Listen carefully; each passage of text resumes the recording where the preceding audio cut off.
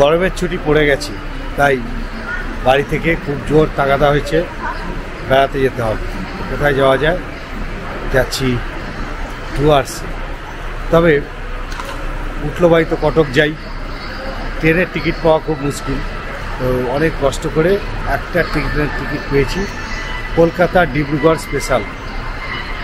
তো কলকাতা স্টেশনে এসছি, এখন 12টা বাজে। 12টার সময় এসে ঢুকেছি, 12:15 বাজে এখন। তো ট্রেন হচ্ছে রাত 2:30টার সময়। তো এখানে বসে বসে কিছু খাওয়া দাওয়া সেরে নিচ্ছি।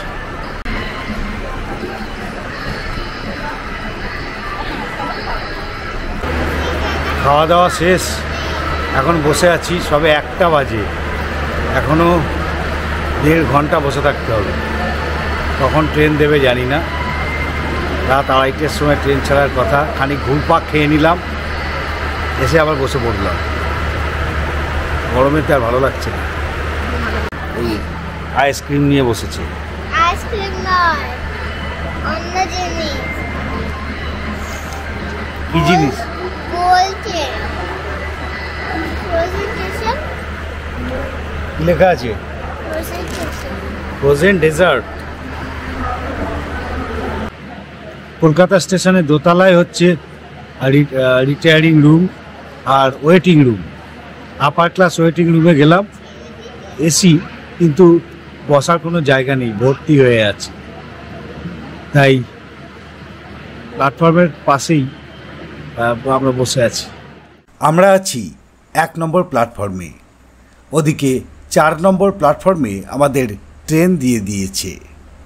এখন আমরা 4 নম্বর প্ল্যাটফর্মে গিয়ে ট্রেনে উঠব। কলকাতা থেকে নিউ কোচবিহার পর্যন্ত সম্পূর্ণ জার্নিটাই আপনাদের দেখাবো। দেখতে থাকুন পুরো ভিডিওটা।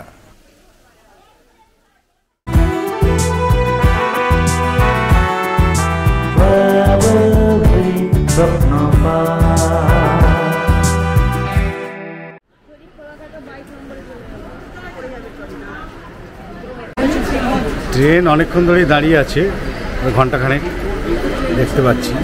আর ভিতরেতে ক্লিনিং চলছে এখনও। ইউজড কম্বল চাদর সব পড়ে আছে দেখতে পাচ্ছি, সেগুলো সব সরাচ্ছে। এখন 2টো বাজে, 3টে বাজতে 10 মিনিট বাকি। ট্রেন ছাড়লো, 20 মিনিট লেটে ট্রেন ছাড়লো। আর পারা যাচ্ছে না, এবার শুয়ে পড়তে হবে। সবার বিছানা টিছানা পেতে দিয়ে এবার আমি যাব আমার বিছানা পাততে। পাশের কোচে পড়েছি।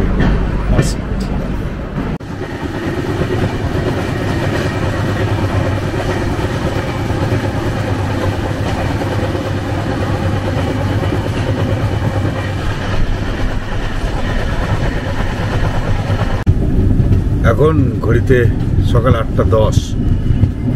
8টা নাগাদ ঘুম থেকে উঠলাম। ট্রেন ঢুকছে ফারাক্কা জংশনে। মোটামুটি রাইট টাইমেই আছে।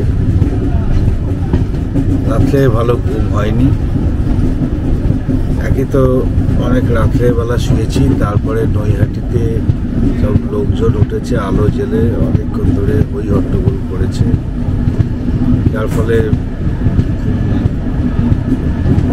হয়নি।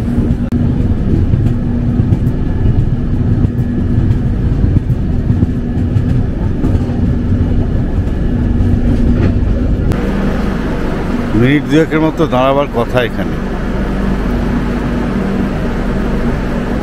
রাইট টাইমেই ট্রেন চলছে। লেটে স্টার্ট করেছিল, কিন্তু মেকআপ করে নিয়েছে। এরপরের হল্ট হচ্ছে মালদা। ট্রেন 15 মিনিট বিফোর টাইমে এসে পৌঁছে গেছে। 8:30-এ এখান থেকে ছাড়বে নিউ ফারাক্কা জংশন থেকে। তো এখন দাঁড়িয়ে থাকতে হবে, কিছু করার নেই। লেটে স্টার্ট করলেও ট্রেন ভালো চলেছে। এদিকে পুরী কামাখ্যা এক্সপ্রেস এসে দাঁড়িয়েছে। এই ট্রেনটাও কামাখ্যায় যাচ্ছে পুরী থেকে। ট্রেন ছাড়লো।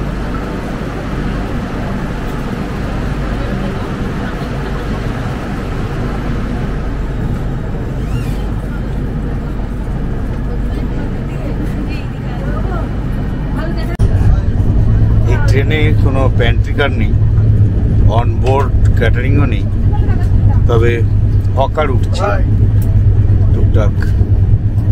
আর আমরা এখন ঢুকছি আমের শহরে মালদা।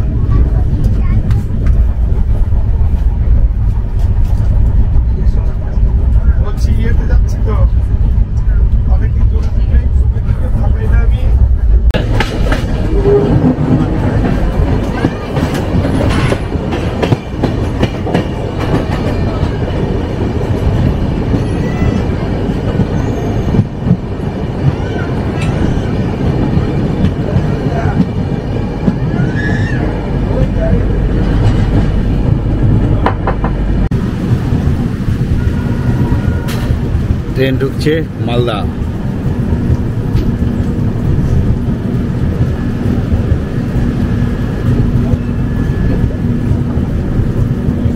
ট্রেন গৌড় মালদাতে এসে দাঁড়িয়ে গেল। এটা কোনো অফিসিয়াল হল্ট নয়, সিগন্যাল না পেয়েই দাঁড়িয়েছে। এরপরই হচ্ছে মালদা টাউন, বড় স্টেশন, জমজমাট স্টেশন। গৌড় মালদা আর মালদা টাউন তো সম্পূর্ণ আলাদা স্টেশন। এই হলো মালদা টাউন। ঢুকে গেছি মালদা টাউনে। এখানে 10 মিনিট দাঁড়ানোর কথা, ট্রেন একটু লেট করে ফেলেছে। ট্রেন এখানে 10 মিনিট দাঁড়ানোর কথা, কিন্তু 6 মিনিট লেটে এসেছে। কতক্ষণ দাঁড়াবে জানি না, তবে অন্তত 5 মিনিট দাঁড়াবেই। আর খাবার বলতে এখানকার রুটি, এক ধরনের রুমালি রুটি, পাতলা পাতলা রুটি, সেইটাই কিনলাম 40 টাকা করে প্লেট। ট্রেনের মধ্যে থেকেই কিনলাম। প্ল্যাটফর্মে দেখছি সব হাঁকাহাঁকি করছে রুটি রুটি রুটি করে। এই হচ্ছে মালদার রুটি, রুমালি রুটি টাইপের, যেটা পাতলা পাতলা একদম রুটি। এটাই 40 টাকা করে। আর রাশি এখনো পর্যন্ত ঘুমোচ্ছে। রুটিগুলো একদম পুরো টিস্যু পেপারের মতো পাতলা পাতলা, তবে ঘুগনি দিয়েছিল সঙ্গে, ঘুগনিটা হয়ে গেছে নুনে পোড়া। ব্যাগের চাইনের চাবি ভেঙে গেছে, সেটাকে চেঞ্জ করিয়ে নিচ্ছি।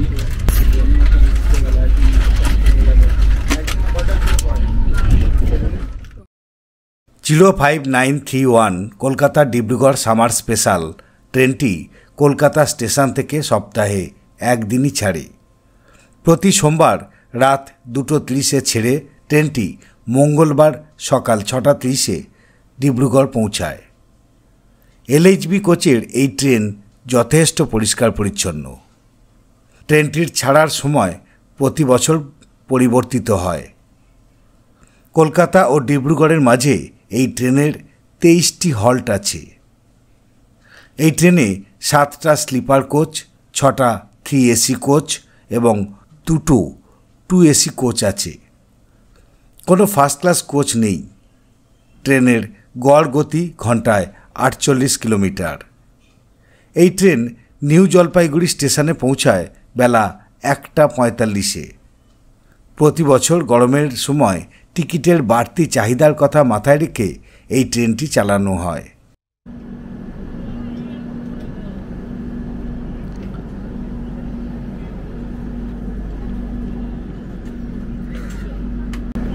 চল্লিশ মিনিট লেটে ট্রেন এসে থামলো বারসইতে। এখানে বেশ একটা গরম হাওয়া আসছে, তো মোটামুটি ট্রেন ঠিকই আসছিল, কিন্তু আচমকা লেট হয়ে গেল।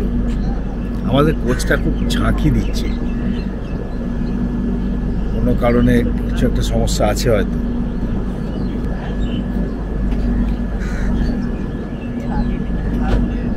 বিহারের কাটিহার জেলায় অবস্থিত এই বারসই।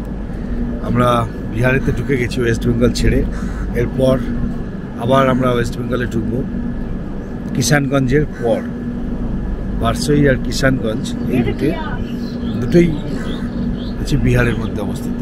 বারসই তো কাটিহার জেলায় অবস্থিত। বারসই থেকে ট্রেন ছাড়লো।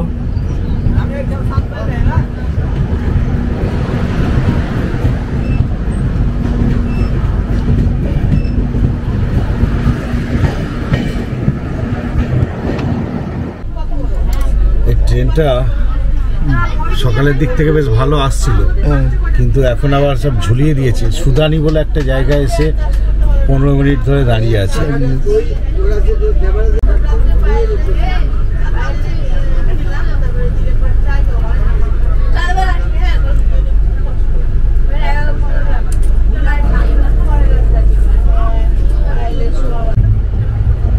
এই স্টেশনে আধ ঘন্টা দাঁড়িয়ে থাকার পর তারপর ট্রেন ছাড়লো। বিরক্ত হয়ে গেছি। আর আমার তো সাইড আপার রয়েছে, বার্থ তো সব ছড়িয়ে গেছে। আমার B4-এ আছে আর বাকিরা রয়েছে B5-এ। তাও ওখানে রূপ আলাদা জায়গায় হয়ে গেছে, আর রাশি আর তার মা এক জায়গায় রয়েছে, সেখানে আবার প্রচুর ভিড়ভাট্টা হয়ে রয়েছে। আর আমি এখানে বইপত্র নিয়ে এসেছি, বসে বসে বই পড়ছি, শুয়ে শুয়ে বই পড়ছি। দেখুন কি বই পড়ছি।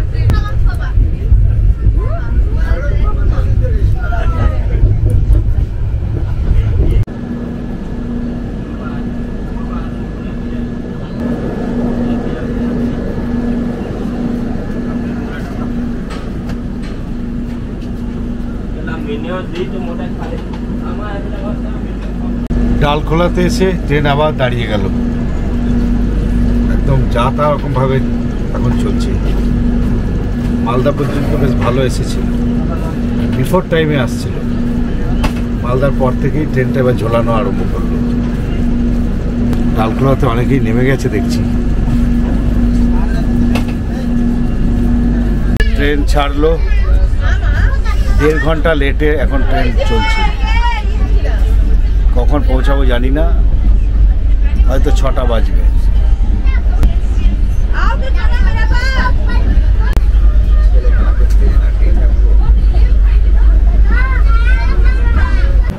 ট্রেন কিষানগঞ্জে এসে দাঁড়ালো। এখানে 2 মিনিট থামার কথা, কিন্তু ট্রেন 1.5 ঘন্টা লেটে চলছে। 2 মিনিটই হয়তো দাঁড়াবে, জানি না এরপর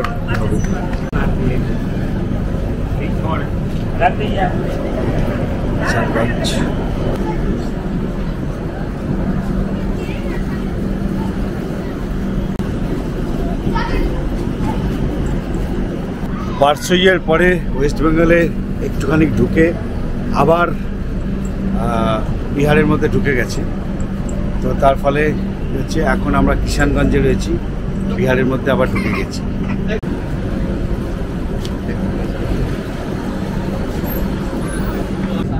দু মিনিট বাদেই কিষানগঞ্জ থেকে ট্রেন ছাড়লো।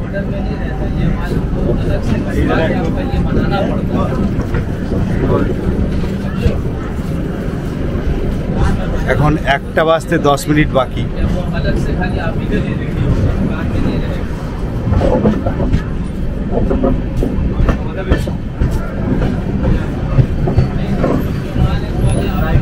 আমাদের খাবার চলে এসেছে, ভাত আছে আর কি কি সব রয়েছে। সবজি আছে, মিক্স ডাল, এটা মিক্স ভেজ, ডাল আর একটা দিয়েছে আচার আর 2টো ডিম। এই রকমের একটা 2টো নেওয়া হয়েছে, আর একটা ওই চিকেন নেওয়া হয়েছে। এই যে এটা চিকেন, 2 পিস চিকেন আছে বলছি। একটা ভাতের সাথে একটা মিক্সড ভেজ দিয়েছে, পটল দেখছি, গাজর দেখছি, ছোলাও আছে, ডাল, ডিম, এক্সট্রা ভাত দিয়েছে খানিকটা। ট্রেনে প্যান্ট্রি কার্ড না থাকলেও খাবারের অর্ডার নিয়ে যাচ্ছে বাইরে থেকে। তো ডিম ভাতগুলো নিল 140 টাকা করে, আর মাংস ভাতটা নিল 180 টাকা। এখন বাজে 1টা বাজে। এবার খাওয়া দাওয়া করে নিয়ে একটু বিশ্রাম নিয়ে নেবো। আমাদের হয়তো পৌঁছাতে 6টা বাজবে। আমরা নামবো নিউ কোচবিহার স্টেশনে। ট্রেন কিন্তু আবার দাঁড়িয়ে গেছে।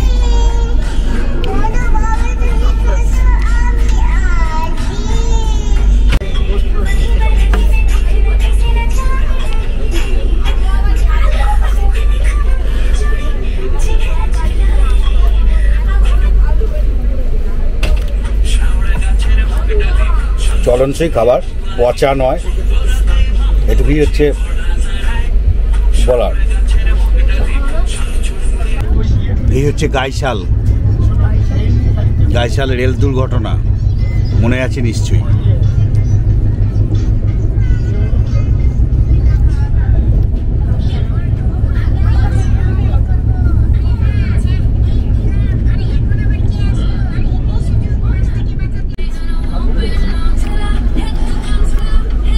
Alubari road junction. খেতে খেতেই ট্রেন ধুঁকতে ধুঁকতে আলুবাড়ি রোড জংশনে চলে এসেছে। এর পরের হলটি হচ্ছে নিউ জলপাইগুড়ি।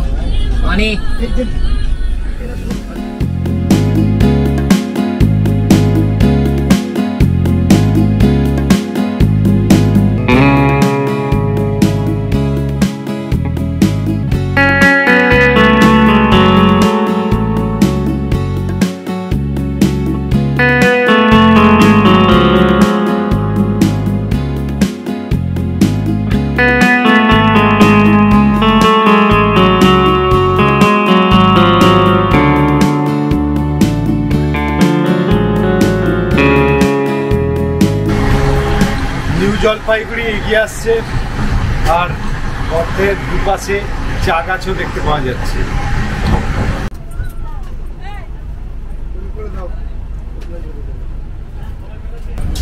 ট্রেন এখন নিউ জলপাইগুড়ি স্টেশনে এলো।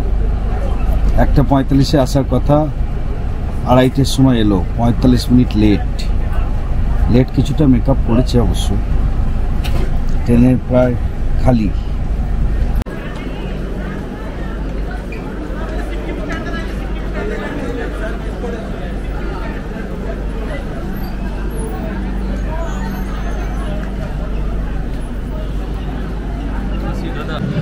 কতবার এসেছি এই নিউ জলপাইগুড়ি, আবার 7 দিন বাদে হয়তো আসবো, 10 দিন বাদে।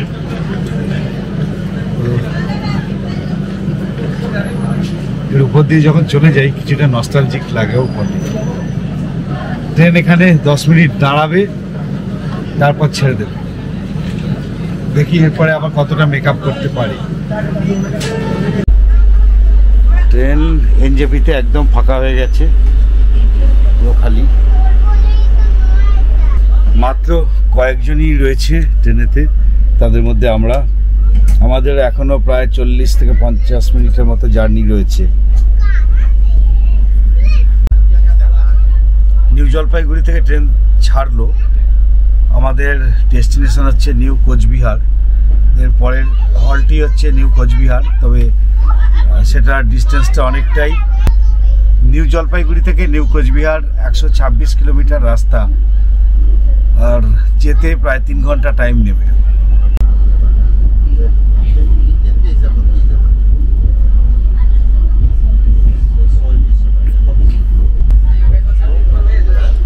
আমি এই প্রথমবার নিউ জলপাইগুড়ি ছাড়িয়ে যাচ্ছি। এর আগে যতবারই এসেছি নিউ জলপাইগুড়ি পর্যন্তই এসেছি, তারপরে আর কখনো যাইনি। এই প্রথমবার যাচ্ছি, তাই এর পরের অংশটা সম্পূর্ণই আমার অজানা।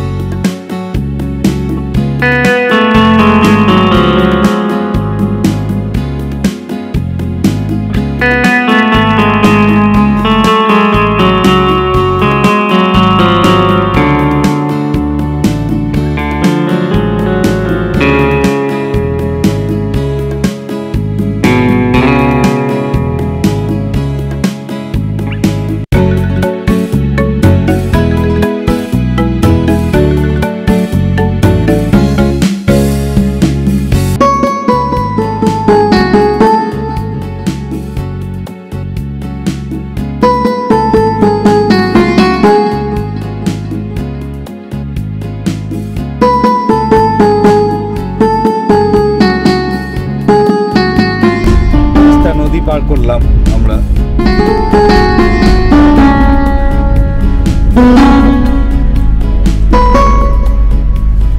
তোরসা নদী পার করলাম। এই ব্রিজ পেরিয়ে গেলাম, সামনেই হচ্ছে ফালাকাটা রেল স্টেশন। এই ট্রেন ওখানেতেই থামবে না, কিন্তু আমাদের ডেস্টিনেশন ছিল ফালাকাটা। ফালাকাটার উপর দিয়ে আমরা চলে যাব। যেহেতু ফালাকাটায় ট্রেন থামবে না, সেই জন্য আমরা ফালাকাটাতে নামতে পারছি না, আমরা নিউ কোচবিহারেতে নামবো। আসার সময় আমরা কিন্তু ফালাকাটা থেকেই ট্রেন ধরব। এই দেখুন ফালাকাটা স্টেশন, এই যে ফালাকাটা স্টেশন, একদমই ছোট স্টেশন।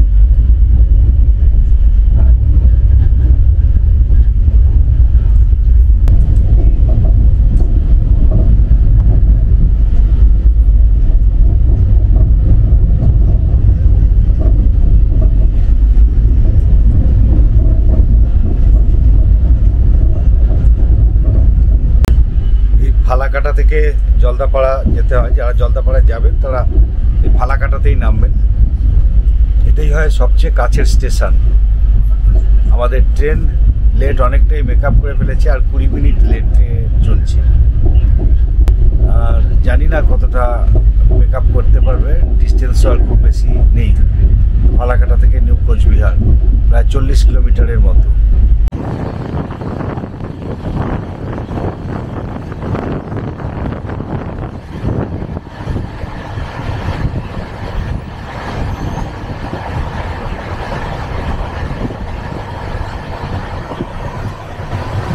আমরা এসেই গেছি নিউ কোচবিহার স্টেশনে, আর 5 কিলোমিটার বাকি আছে। আর ট্রেন যেখানে 1.5 ঘন্টা লেট হয়েছিল, সেই লেট মেকআপ করে এখন একদম রাইট টাইমে চলে এসেছে।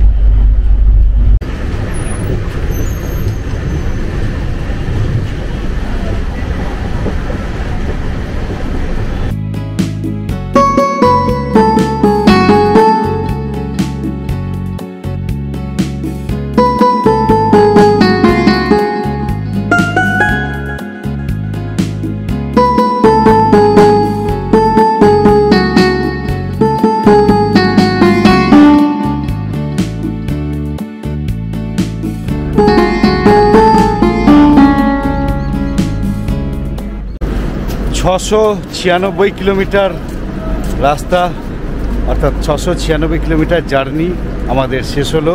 একদম রাইট টাইমে আমরা নিউ কোচবিহার স্টেশনে এসে নামলাম। এই ভিডিও এখানেই শেষ করছি। এরপরে আপনাদের ডুয়ার্স ঘুরিয়ে দেখাবো এবং ভাগে ভাগে বিভিন্ন স্পটগুলোকে দেখাবো। এই ভিডিও আপনাদের কেমন লাগলো অবশ্যই জানাবেন। যদি ভালো লাগে তাহলে একটা লাইক দেবেন, আর সঙ্গে থাকুন, দেখতে থাকুন। যদি চ্যানেলটা সাবস্ক্রাইব না করা থাকে তাহলে এখনই সাবস্ক্রাইব করে রাখুন। ভালো থাকবেন, ধন্যবাদ। এই পর্ব আপনাদের কেমন লাগলো জানাবেন। ভালো লাগলে অবশ্যই একটা লাইক দেবেন। চ্যানেলটা যদি আপনার সাবস্ক্রাইব না করা থাকে তাহলে এমন ভ্রমণমূলক আরও ভিডিও দেখার জন্য চ্যানেলটা এখনই সাবস্ক্রাইব করে রাখুন। এক একটা ট্র্যাভেল ভিডিও নির্মাণের জন্য প্রচুর অর্থের পাশাপাশি অনেকটা মোটিভেশনেরও প্রয়োজন হয়। আপনারা যেভাবে উৎসাহ দিয়ে চলেছেন তার জন্য আন্তরিক কৃতজ্ঞতা জানাই। এছাড়াও আপনারা জয়েন বোতাম ও থ্যাঙ্কস বোতামের মাধ্যমে আমাদের পাশে দাঁড়াতে পারেন। আপনারা ভিডিওগুলি দেখতে থাকুন, সঙ্গে থাকুন, এই আবেদন রইল। ভালো থাকবেন, ধন্যবাদ।